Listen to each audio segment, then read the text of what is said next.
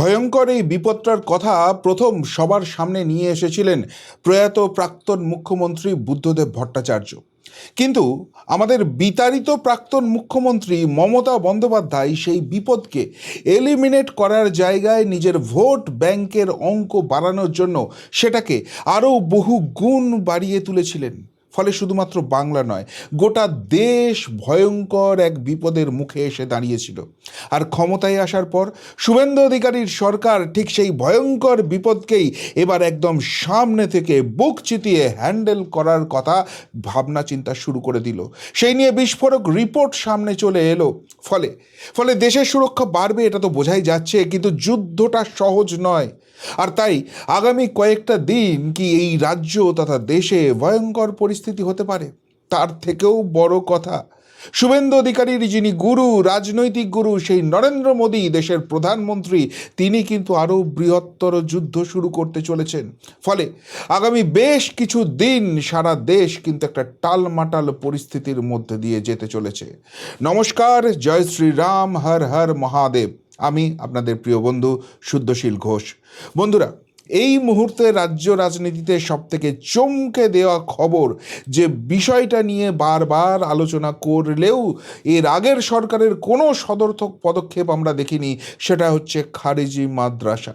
রাজ্যের 12 জেলায় খারিজি মাদ্রাসা নিয়ে তদন্ত রিপোর্ট পেশ হয়েছে। প্রাইমারি রিপোর্ট সংশ্লিষ্ট ডিপার্টমেন্টে চলে গেছে, আলাদা আলাদা রিপোর্টগুলোকে কনসলিডেট করা হচ্ছে এবং কিছুদিনের মধ্যেই সেই ভয়ঙ্কর রিপোর্ট যে চলে যেতে চলেছে সরাসরি মুখ্যমন্ত্রীর টেবিলে, এবং সেখান থেকে তিনি কি আলটিমেটলি এর বিরুদ্ধে সেই ভয়ঙ্কর স্টেপগুলো নিতে পারবেন, সেই প্রশ্নটা থাকছে। কী কী উঠে আসছে সেই রিপোর্টে, যে ছবি উঠে আসছে সেটা কিন্তু আপনাকে রীতিমতো চমকে দেবে। আমি একদম লাস্টের দিকে ইয়েলো মার্ক করে দিয়েছি, ভালো করে সেই জায়গাগুলো বুঝুন। সূত্রের খবর, রিপোর্টে উল্লেখ করা রয়েছে খারিজি মাদ্রাসা চলছে ধর্মীয় শিক্ষা দিতেই। দেখুন, ধর্মীয় শিক্ষা নিয়ে আমার কোনো পার্সোনাল ইস্যু নেই, কিন্তু ধর্মীয় শিক্ষা যেখানে হচ্ছে, যার ধর্ম যিনি দিচ্ছেন তারাই পুরো ব্যাপারটা বুঝে নিন না কেন। এই খারিজি মাদ্রাসাকে ক্যান্সেল না করে সেখানে সরকারি অনুদান দিয়ে এদেরকে আরও ফুলো ফেঁপে কেন উঠতে দেওয়া হচ্ছে, এবং যে ধর্মীয় শিক্ষা দেওয়া হচ্ছে সেই ধর্মীয় শিক্ষায় তো অন্য ধর্মের উপর আঘাতের কথা বলা হচ্ছে। প্রশ্নটা এইখান থেকেই উঠে আসছে। এর পরের জায়গাটা দেখুন, এগুলি পরিচালনা করার জন্য কোথা থেকে টাকা আসছে তা নিয়ে আরও বিশদ তদন্ত করার প্রয়োজন রয়েছে বলেই মনে করছেন কমিটির সদস্যরা। অর্থাৎ এখানে বিপুল পরিমাণ ইনভেস্টমেন্ট চলছে, এবং সেই ইনভেস্টমেন্ট শুধু দেশের মধ্যে থেকে নয়, বিদেশ থেকেও আসছে। হঠাৎ করে বিদেশিদের এমন কি জায়গা তৈরি হলো যেখানে ধর্মীয় শিক্ষা বাড়ানোর জন্য এরকম বড় ফান্ডিং আসছে, এবং তার আড়ালে আলটিমেটলি কি চলছে, খাগড়াগড় কাণ্ড কিন্তু আমাদেরকে এখনও আতঙ্কে বুক কাঁপিয়ে দেয়। এর পাশাপাশি আরও বলা হচ্ছে সীমান্তবর্তী জেলাগুলিতেই সব থেকে বেশি খারিজি মাদ্রাসার সন্ধান পাওয়া গিয়েছে বলে খবর। সীমান্তবর্তী জেলাগুলিতেই কেন হচ্ছে এগুলো বেশি, ভেতর দিকে কেন এরা আসতে পারছে না? এবং মাথায় রাখতে হবে, ভারতের সঙ্গে সবথেকে বড় সীমানা যেটা বাংলাদেশের সঙ্গে রয়েছে, পশ্চিমবঙ্গের সঙ্গেই রয়েছে, এবং সেই সীমান্তবর্তী জায়গাগুলোতে বাংলাদেশে ক্ষমতার পরিবর্তন হলেও জামাতিরাই কিন্তু জিতে রয়েছে, যারা বিরোধী পক্ষ রয়েছে। এখানে পশ্চিমবঙ্গে যা কিছু শুক্রবারের ঘটনা ঘটে, সেখানে জামাতিদের ইন্ধনের অভিযোগের আগে বারবার উঠে এসছে। এবার সবথেকে গুরুত্বপূর্ণ জায়গাটা আসছে, যাদের অনুমোদন নেই তাদের বাতিল করা প্রয়োজন বলে মনে করছে কমিটির সদস্যরা। ভাবুন, একটা কমিটি তারা রেকমেন্ড করছে যে যেখানে কোনো রকম অনুমোদন নেই তাদেরকে বাতিল করতে হবে, অথচ মমতা বন্দ্যোপাধ্যায় এদেরকেই এগিয়ে যেতে সাহায্য করেছিলেন। তবে স্থানীয় মানুষের পাশাপাশি এই ধরনের মাদ্রাসা পরিচালনার জন্য বিভিন্ন সংস্থার তরফেও অর্থ দেওয়া হয় বলে খোঁজ মিলেছে। সেই সংস্থাগুলি সম্পর্কেও বিশদে খোঁজ নেওয়ার প্রয়োজন রয়েছে। অর্থাৎ বিপদ ফান্ডিং শুধু একটা জায়গা থেকে আসছে না, একটা ভয়ঙ্কর রকম এখানে নেক্সাস কাজ করছে, এবং সেই নেক্সাসটাকে ভাঙা দরকার। কেননা যে গোয়েন্দা রিপোর্ট পাওয়া যাচ্ছে সেটা আরও মারাত্মক। বলা হচ্ছে এইসব খারিজি মাদ্রাসার মাধ্যমে বিভিন্ন যারা অতিরিক্ত কট্টরপন্থী সেই সব দেশ থেকে রিক্রুট হয়ে যাচ্ছে এবং এরা সেখানে ঘুরপথে যাচ্ছে, এরা ট্রেনিং নিয়ে আসছে এবং পশ্চিমবঙ্গে স্লিপার সেল হিসেবে থাকছে। পশ্চিমবঙ্গের যে কোনো অশান্তির পরিবেশ যখন তৈরি হচ্ছে, সেটা সিএএ এর প্রোটেস্টের নামে অগ্নিগর্ভ পরিস্থিতি তৈরি করা হোক, সেটা ওয়াকফের নামে হিন্দু অত্যাচার করা হোক, সেখানে এই স্লিপার সেলকে কাজে লাগানো হচ্ছে এবং আগামী দিনে আরও বৃহত্তর পরিকল্পনা এদের থাকতে পারে। তার মানে আলটিমেটলি শুভেন্দু অধিকারী যে রিপোর্ট নিয়ে আসছেন সেটা তার কাছে যাবে এবং তারপর এর এগেন্সে স্টেপ হবে না। যেখানে গোয়েন্দা রিপোর্ট রয়েছে সেটা তো হতে পারে না। অর্থাৎ মৌচাকে কিন্তু ঢিলটা মেরে নিয়েছেন। ফলে শুভেন্দু অধিকারী এবং এই সরকার, তাদের উপরে কি ভয়ঙ্কর প্রেশার আসতে পারে সেই প্রশ্নটা কিন্তু উঠতে শুরু করে দিয়েছে। কেননা আমরা দেখছি যে এখানে এই যে বিদেশি ফান্ডিংয়ের কথাটা বলা হচ্ছে, বিশেষ করে বর্ডার সংলগ্ন জায়গাগুলোর কথা বলা হচ্ছে, সেই জায়গাটাকে নিউট্রালাইজ করার ভাবনা চিন্তা কি ভারত সরকারও শুরু করে দিয়েছে। দেখুন, ভারতের ন্যাচারাল বন্ধু ছিলেন শেখ হাসিনা, তাকে সেই দেশ থেকে উৎখাত করে দেওয়া হয়েছে। ছাত্র আন্দোলনের নামে সরকার পরিবর্তন করানো হয়েছে এবং সেই শেখ হাসিনার বিচারের নামে প্রহসন করে ফাঁসির ব্যবস্থা করা হয়েছে। ভারতের উপর ক্রমাগত চাপ সৃষ্টি করা হচ্ছে হাসিনার প্রত্যাবর্তনের জন্য এবং তাকে ফাঁসি দিয়ে শেষ করে দেওয়ার জন্য। এই পরিস্থিতিতে শেখ হাসিনাকে ফেরানো বা তার সেই ক্ষমতায় ফেরা এখন বিষ বাঁও জলে। আর সেই জন্য ভারতবর্ষ কি বর্তমান যিনি বাংলাদেশের প্রধানমন্ত্রী রয়েছেন তারেক রহমান এবং তার যে দল রয়েছে বিএনপি, তার সঙ্গে সম্পর্ক আরও সুদৃঢ় করতে চাইছে। ওই নেই মামা থেকে কানা মামা ভালো এই পরিস্থিতি। না হলে এই যে বর্ডার সংলগ্ন জায়গা, যেটা এই বিএনপির হাতেও নেই, সেইখানটাকে আর ট্যাকেল করা যাবে না। ব্রিক্সের যে সম্মেলন হচ্ছে সেখানে স্পেশাল অতিথি হিসেবে বাংলাদেশের প্রধানমন্ত্রীকে সাদরে ভারতবর্ষে আমন্ত্রণ জানানো হয়েছে এবং সেখানে ভারত সরকারের সঙ্গে নরেন্দ্র মোদীর সঙ্গে দীর্ঘ আলোচনা হবে এবং এটা খুব আন্তরিকতার সঙ্গেই করা হচ্ছে। সেটা কি এমনি এমনি? অনেক বড় কিছু জায়গা কি রয়েছে। তবে শুধু আন্তঃরাষ্ট্রীয় ক্ষেত্রেই নয়, স্থানীয় স্তরেও কিন্তু অনেক বড় কিছু পরিকল্পনা চলছে। কেননা শুভেন্দু অধিকারী যখন এত বড় কাজে একটা হাত দিয়েছেন, তিনিও এই যে সমূহ বিপদের জায়গাটা তিনি বুঝতে পারছেন। ফলে এই জায়গাটাকে পজিটিভ নোডে হ্যান্ডেল করতে হবে, এটা কি তার কাছে ক্লিয়ার হয়ে গেছে। আজকেই দেখুন, রাজ্যের 80,000-এরও বেশি স্কুলে সেখানে প্রায় 300 কোটি টাকার ফান্ড তুলে দেওয়া হলো। এডুকেশন সিস্টেম পশ্চিমবঙ্গে আমূল পরিবর্তন আসতে চলেছে। যে শিক্ষা ব্যবস্থাকে চুরি চামারি দুর্নীতির মাধ্যমে মমতা ব্যানার্জি এবং তার সাঙ্গ পাঙ্গ উপাঙ্গরা গত 15 বছর ধরে পঙ্গু করে দিয়েছে, সেই সিস্টেমটা কি আরও বেশি অ্যাক্টিভ করা হচ্ছে, যাতে এই খারিজি মাদ্রাসা যদি সেখানে কঠোর পদক্ষেপ নিতে হয়, তাদের ছাত্রাবস্থায় কোনো রকম যেন আঘাত না আসে এবং সেখানে বেটারমেন্টের জন্য যে শিক্ষা ব্যবস্থার দরকার সেই সিস্টেমের মধ্যে এদেরকে আনা হবে। এই কথাটা কেন বলা হচ্ছে? কেননা শুধুমাত্র এই একটা পদক্ষেপ নয়, আরও একাধিক পদক্ষেপ আজকে শুভেন্দু অধিকারীর তরফ থেকে, মাননীয় মুখ্যমন্ত্রীর তরফ থেকে নেওয়া হয়েছে। রাজ্যে অন্তত 50,000 শিক্ষক ও শিক্ষাকর্মী নিয়োগ হতে চলেছে। মমতা ব্যানার্জির আমলে কিচ্ছু হয়নি, যে কটা হয়েছে সেখানে দুর্নীতি হয়েছে, ফলে চাকরি চলে গেছে, চাল কাঁকড় আলাদা করা যায়নি। ফলে শিক্ষা ব্যবস্থায় একটা শূন্যতা তৈরি হচ্ছে, শিক্ষা ব্যবস্থার মেরুদণ্ডটা ভেঙে দেওয়ার চেষ্টা করা হয়েছে, যাতে করে এই অরাজকতা আরও বাড়ে, বেকারত্ব আরও বাড়ে এবং মানুষ কার্যত রাজনৈতিক দলদাস হয়ে থাকতে পারে। ভোট ব্যাংকের অঙ্কে মমতা ব্যানার্জি যে খেলাটা খেলেছিলেন, সেই জায়গাটাকেই এবার কুঠারাঘাত করার চেষ্টা করা হচ্ছে এবং সেই জন্য শিক্ষা ব্যবস্থাকে ঢেলে সাজাতে হবে। শুধুমাত্র তাই নয়, যেটা বাজেটে ঘোষণা করা হয়েছিল, যারা প্যারা টিচার আছেন তাদের বেতন 5,000 টাকা করে বাড়ানো হবে। এই অগস্ট মাসের স্যালারি থেকেই সেটা বাড়িয়ে দেওয়া হচ্ছে। প্রত্যেকটা ফ্রন্টে যাতে এডুকেশন সিস্টেমটা স্ট্রং হয়, সুপার স্ট্রং হয়, সেই জায়গাটায় কিন্তু শুভেন্দু সরকার কাজ করতে শুরু করে দিয়েছে এবং এর যথেষ্ট কারণ রয়েছে। মাননীয় মুখ্যমন্ত্রী নিজে বলছেন যে যতক্ষণ না শিক্ষা ব্যবস্থাকে স্ট্রং করতে পারছেন, ততক্ষণ রাষ্ট্রবাদ কাজ করবে না, ততক্ষণ দেশের ভালোর কথা মানুষ ভালো করে বুঝতে পারবেন না। সুতরাং সেই জায়গায় কোনো রকম কোনো কম্প্রোমাইজ নেই। এবং এবং এখানে দেখুন যে অহেতুক বিতর্ক তৈরি করার যে জায়গাগুলো রয়েছে সেই জায়গাটাতেও কিন্তু এই সরকার কাজ করতে শুরু করেছে। যেমন শুধুমাত্র পুষ্টির কথা ভেবে এবং যাতে এখানে কোনো রকম চুরি জোচ্চুরি না হয়, কেননা খুব গরিব ঘরের ছেলেমেয়েরা এখানে আসছেন সেই কথাটা মাথায় রাখতে হবে।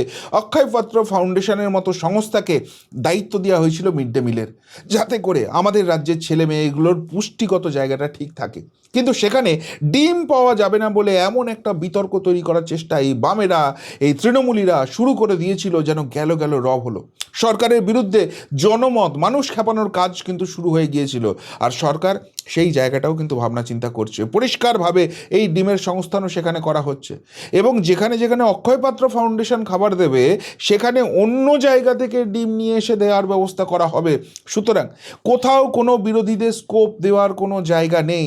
যারা এই দেশটাকে ভালোবাসে না, এই রাজ্যটাকে ভালোবাসে না, পিছিয়ে আনার চেষ্টা করছে, কিছু করার নেই, তাদের সেই জায়গাটাকে মুখটা বন্ধ করতে হবে। সরকারকে সেটা ডেভেলপমেন্টের মাধ্যমেই করতে হবে। সেই জায়গাটা কিন্তু এই সরকার নিশ্চিত করে দিচ্ছে।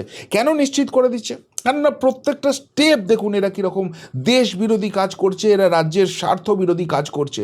এই যে ধর্মতলাতে সাংবাদিক নিগ্রহ হলো, ছাত্র আন্দোলনের নামে দুষ্কৃতীদের তাণ্ডব আমরা দেখলাম, সেখানে মহামান্য সুপ্রিম কোর্টের রায়ে ছেড়ে দিতে বাধ্য হয়েছে সরকার।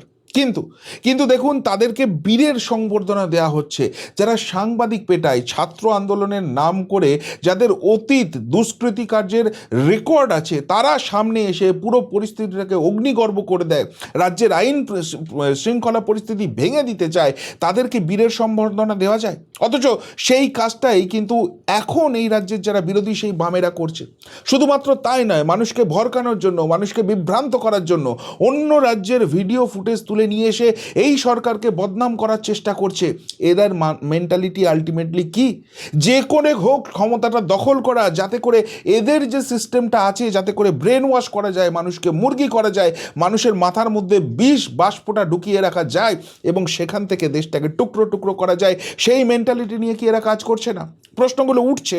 তার কারণ হচ্ছে একটা জিনিস ভালো করে দেখুন, এটা কি সত্যি সত্যিই কোয়েশ্চেন লিক নিয়ে ছাত্র আন্দোলন ছিল? যদি সেটাই হতো, এটা যেরকম সর্বভারতীয় পরীক্ষার নিটের ক্ষেত্রেও প্রযোজ্য, তেমনি ইন্ডি জোটের যারা শরিক রয়েছে সেই সব রাজ্যেও যখন হচ্ছে সেখানেও তো এটা প্রযোজ্য হতো। অথচ পাঞ্জাব, ঝাড়খণ্ডের মতো যে রাজ্যগুলো রয়েছে সেখানে এরা আন্দোলন নিয়ে মুখে কুলু পাঁটছে। অর্থাৎ আলটিমেট টার্গেটটা হচ্ছে বিজেপি, আলটিমেট টার্গেটটা হচ্ছে বিজেপির যে রাষ্ট্রবাদের ভাবনা, আলটিমেট টার্গেটটা হচ্ছে নরেন্দ্র মোদী। সেই ছবিটা কিন্তু স্পষ্ট হয়ে যাচ্ছে এবং জিনিসটা আরও স্পষ্ট করে দিচ্ছেন খোদ লোকসভার বিরোধী দলনেতা রাহুল গান্ধী। এই যে আন্দোলন হলো, এর ফলে ধর্মেন্দ্র প্রধান শিক্ষামন্ত্রীকে রেজিগনেশন দিতে হলো, সেই সমস্ত কিছু নিয়ে যখন পেপার লিক বিল, কঠিনতম একটা বিল নিয়ে আসছে, যেখানে এই ধরনের জিনিস আগামী দিনে করলে কঠোরতম সাজা হবে, সেই নিয়ে বলতে উঠে পুরোপুরি সংঘ পরিবারকে জুড়ে দিচ্ছেন রাহুল গান্ধী। অর্থাৎ যুদ্ধটা কিন্তু আরএসএসের বিরুদ্ধে। এতদিন যে ইতিহাস, যে বিকৃত ইতিহাস মানুষকে পড়ানো হতো, যেখানে বোঝানো হতো যে ব্রিটিশরা মহান আর এই দেশের যারা স্বাধীনতা নিয়ে এসেছেন তারা আসলে দুষ্কৃতী, এই ধরনের টেক্সট কনসেপ্ট যেটা বোঝানো হতো, সেই সিস্টেমটা আসলে মুছে যাচ্ছে।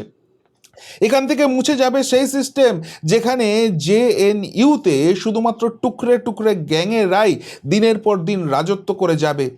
তাদের মেধা থাকুক না থাকুক, তারাই ওই সিস্টেমের অংশ হবে এবং তারা পরবর্তীকালে দেশকে টুকরে টুকরে করতে পারে এমন সিস্টেম, এমন ছাত্র গ্যাং সেখান থেকে তৈরি করবেন। সেই সমস্ত জায়গায় কিন্তু কুঠারাঘাত হয়েছে, ফলে একটা পুরো সিস্টেম তাদেরকে কিন্তু হিলিয়ে দেওয়া হচ্ছে, আর সেই জন্য তারা শেষ মরণ কামড় দেওয়ার চেষ্টা করছে। প্রশ্নগুলো এই জায়গা থেকেই উঠছে, আর সেই জন্য এই জায়গাটাকে অত্যন্ত ট্যাক্টফুলি ম্যানেজ করা হচ্ছে। মহামান্য সুপ্রিম কোর্টের নির্দেশে নিশ্চিতভাবে ওই 16 জনের জামিন দেওয়া হয়েছে, কিন্তু তাদের ফাইল ক্লোজ করা হচ্ছে না। যে কথাটা আমি গত কয়েকদিন ধরেই আপনাদের সামনে বারবার নিয়ে আসছি, যে এই যে আন্দোলনের নামে শয়তানি হলো, বদমাইশি হলো, বাঁদরামি হলো, এবং সেখানে বিদেশি শক্তির কি যোগ রয়েছে, বিদেশি ফান্ডিং কি এসেছে, এর আলটিমেট লক্ষ্যটা কী ছিল, সেই সমস্ত কিছু ইনভেস্টিগেশন করে সামনে আনার দরকার আছে, যাতে আগামী দিনে দেশ বৃহত্তর বিপদে না পড়ে। এবং ঠিক সেই কাজটাই শুভেন্দু অধিকারী সরকার করছে, সেই কাজটাই কন্টিনিউ চলছে, ইনভেস্টিগেশন চলবে। হ্যাঁ, অ্যারেস্ট হবে না, কিন্তু আলটিমেট এর পিছনে কি রয়েছে সেই সত্যটা নিয়ে এসে যদি মহামান্য আদালতের সামনে রাখা হয় এবং সেখানে দেশবিরোধী শক্তির খোঁজ পাওয়া যায়, এদের উদ্দেশ্য যে অন্যটা ছিল সেটা প্রুফ করা যায়, তাহলে সেই অবস্থাতেও কি আদালত যখন চোখ বন্ধ করে বসে থাকবে? সেটা সম্ভব নয়। আর সেই জন্যই সেই ফ্রন্টে যুদ্ধটা কিন্তু জারি রেখে দিয়েছে। শুধুমাত্র এই জায়গাটাতেও নয়, আর একটা খুব গুরুত্বপূর্ণ জায়গায় আজকে হাত দিয়েছেন মাননীয় মুখ্যমন্ত্রী শুভেন্দু অধিকারী। আমরা দেখেছিলাম মমতা বন্দ্যোপাধ্যায়ের একটা খুব ভালো গুণ ছিল, সেটা হচ্ছে তার চপ্পল যে যত বেশি চাটতে পারবে এবং তার সাম্রাজ্যটাকে রক্ষা করার জন্য নিয়ম নীতিকে বুড়ো আঙুল দেখিয়ে যারা পুরো জিনিসটাকে ওলট পালট করে দেবেন তাদেরকেই তিনি ক্ষীর খেতে দেবেন। কিন্তু সেটা করতে গিয়ে আলটিমেটলি রাজ্যের পাশাপাশি দেশের ক্ষতি হচ্ছিল। এবার সেই জায়গাটাতেও কি কুঠারাঘাত শুরু হলো? আমরা জানি রাজীব কুমারের ভূমিকা কি, সারদা তদন্তের নামে তিনি কি করেছেন এবং পরবর্তীকালে রাজ্য পুলিশের সর্বেসর্বা হয়ে গিয়ে কিভাবে বিরোধীদের কণ্ঠরোধ করার চেষ্টা করেছেন। তার পুরস্কারও তিনি পেয়েছেন, তবে তিনি একা নন, তার পরিবারও পেয়েছে। আজকে কিন্তু সেই তার স্ত্রী সঞ্চিতা কুমারকে রেজিগনেশন দিতে হলো এবং সেটাও সরকারের চাপে তিনি স্বীকার করে গেলেন, পালিয়ে গেছেন দিল্লি তারপরে। কিন্তু এই যে সিস্টেমের মধ্যে এখনও মমতা বন্দ্যোপাধ্যায়ের এই পোষ্যগুলো বসে আছে, যারা সিস্টেমে বসে থেকে পুরো জিনিসটাকে গড়বড় করার চেষ্টা করছে এবং যে সিস্টেমটাকে সুধারণের চেষ্টা করছে এই সরকার, সেখানে প্রতিবন্ধকতা করার চেষ্টা করছে, সেই জায়গাগুলোকে কি ক্লিন আপ শুরু হয়ে গেল? সিস্টেমের আলটিমেট ক্লিন আপ শুরু হয়ে গেল এবং সেই জন্য এদেরকে ল্যাজ গুটিয়ে এখন পালাতে হচ্ছে। সিস্টেমটা আস্তে আস্তে স্টেবিলাইজ হবে একদিকে যেরকম আশা যাচ্ছে, অন্যদিকে কিন্তু আর একটা জিনিস নিয়েও আশঙ্কা বাড়ছে। এই তো শিক্ষা সংক্রান্ত বিষয় গেল, কিন্তু তার থেকেও বড় যুদ্ধ যে ঘোষণা করে দিয়েছেন আমাদের প্রিয় প্রধানমন্ত্রী নরেন্দ্র মোদীজি। এবার মাদকের বিরুদ্ধে যুদ্ধ ঘোষণা করা হয়েছে। এবার মাদকের বিরুদ্ধে যুদ্ধ ঘোষণা করলে সবার সর্বতোভাবে সাপোর্ট করা উচিত। বিশেষ করে এখন ছাত্র সমাজ, যুব সমাজ যেভাবে নেশার মধ্যে ডুবে যাচ্ছে, সেই জায়গা থেকে মাদকের বিরুদ্ধে লড়াই করা ছাড়া কোনো উপায় নেই। কিন্তু এইটা যদি শুরু করা হয় তাহলে মাদক ব্যবসায়ী তাদের তো চূড়ান্ত রকম আর্থিক ক্ষতি হবে। এত বড় আর্থিক সাম্রাজ্য ভেঙে পড়বে, তারা কি এত সহজে ছেড়ে দেবে? ফলে ফলে এবার কিন্তু আর পারের যুদ্ধ শুরু হয়ে গেছে। একদিকে সরকার চাইছে সিস্টেমটাকে শোধরাতে, একদিকে সরকার চাইছে দেশের যুব সমাজ, ছাত্র সমাজ, শিক্ষা ব্যবস্থা পুরোটাকে রিভ্যাম্প করে সত্যি সত্যি একটা ভালো জায়গায় নিয়ে যেতে। আর অন্যদিকে এই যুদ্ধটা করতে গেলে প্রচুর অশুভ শক্তির বিরুদ্ধে লড়তে হচ্ছে। তারা ক্রমশ জোট বাঁধছে, দানা বাঁধছে, কেননা তারা বুঝতে পারছে যে এই যুদ্ধটাকে যদি আটকানো না যায়, তাদের যে ব্যক্তিগত পকেটের উন্নয়নের জায়গা আছে সেটা থমকে যাবে। আর তাই এই জেনজি মুখোশের আড়ালে, এই আরশোলাদের মুখোশের আড়ালে দেশ বিরোধী শক্তিকে কাজে লাগানো হচ্ছে। এটা তো ট্রেলার ছিল, আগামী দিনে আরও বৃহত্তর পরিসর তৈরি হতে পারে। কেননা অভিজিৎ দীপকে, এদিকে রাকেশ টিকাইত কিষাণ নেতা, তার সঙ্গে যোগাযোগ শুরু করে দিয়েছে, বৈঠক হচ্ছে এবং আগামী দিনে ছাত্র, কৃষক, যুব সবাই মিলে একটা বৃহত্তর পরিসর করে নরেন্দ্র মোদী সরকারকে ঘিরে তাকে ফেলে দেওয়ার পরিকল্পনা হচ্ছে। ফলে আগামী কয়েকটা দিন কিন্তু টালমাটাল পরিস্থিতি যাবে, শুভ অশুভের এই লড়াই চরম পর্যায়ে উঠবে, সেটা কিন্তু স্পষ্ট হয়ে যাচ্ছে। কিন্তু সেই যুদ্ধে শেষ পর্যন্ত জিতবেটাকে? আপনারা কি মনে করেন? উত্তরটা অবশ্যই কমেন্ট বক্সে কমেন্ট করে জানাবেন। এমনকার মতো এখানেই শেষ করলাম, ফেরত আসছি নতুন প্রতিবেদন নিয়ে খুব তাড়াতাড়ি। ভালো থাকবেন, সাথে থাকবেন, পাশে থাকবেন। নমস্কার।